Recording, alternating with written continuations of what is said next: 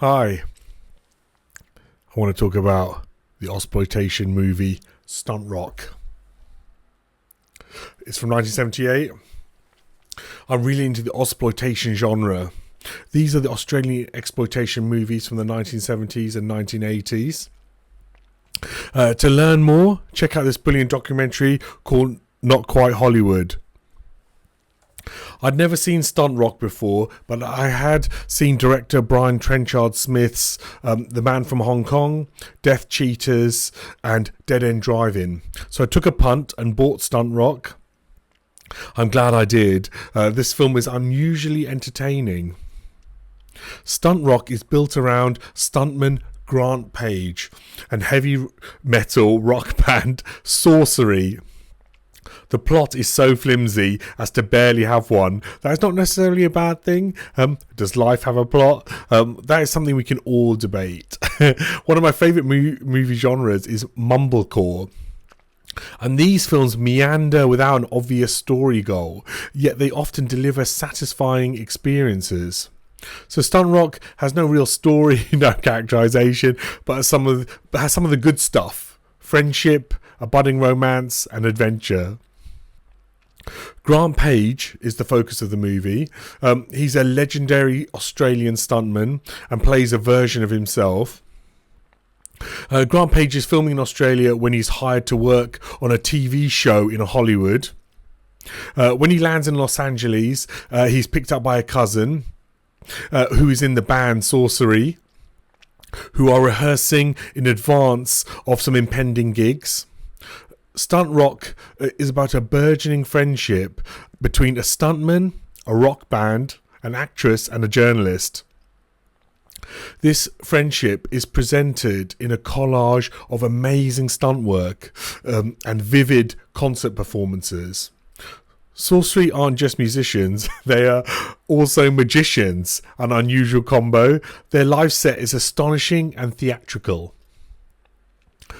Stunt Rock is basically a celebration of stunt people, their extraordinary artistry, bravery, technical skill, and hard work.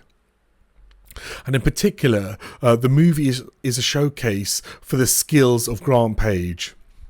There are the stunts he performs for the film, plus plenty of footage of some of Grant Page's most jaw-dropping feats, e.g. hanging from a cable car, being catapulted over a cliff, etc. He's set on fire a lot.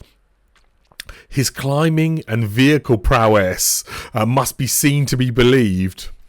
There are also silent movie compilations in Stunt Rock demonstrating how stunt work goes back to the birth of cinema.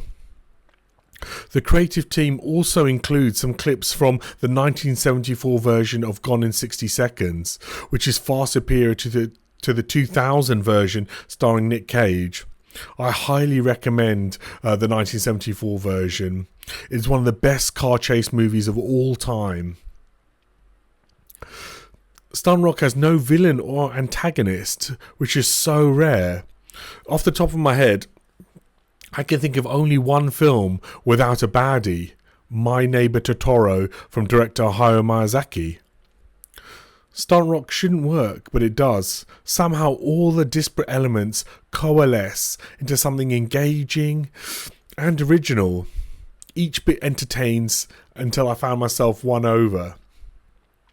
Stunt Rock is part of a tradition of stunt people being portrayed at the cinema. For example, Hooper, also from 1978, starring Burt Reynolds and Jan Michael Vincent. I haven't seen it since I was a kid. You got The Fall Guy and Stuntman are from 2024, 2 years ago. And then you got Death Proof, directed by Quentin Tarantino, starring stuntwoman Zoe Bell. My favourite film about stuntmen is The Fall. That's from 2006, starring Lee Pace and directed by Tarsem Singh. The Fall is the most beautiful looking film ever made. You must put that on your watch list. I hope you get to see Stunt Rock. And if you enjoyed my review, feel free to subscribe to my channel and like this video.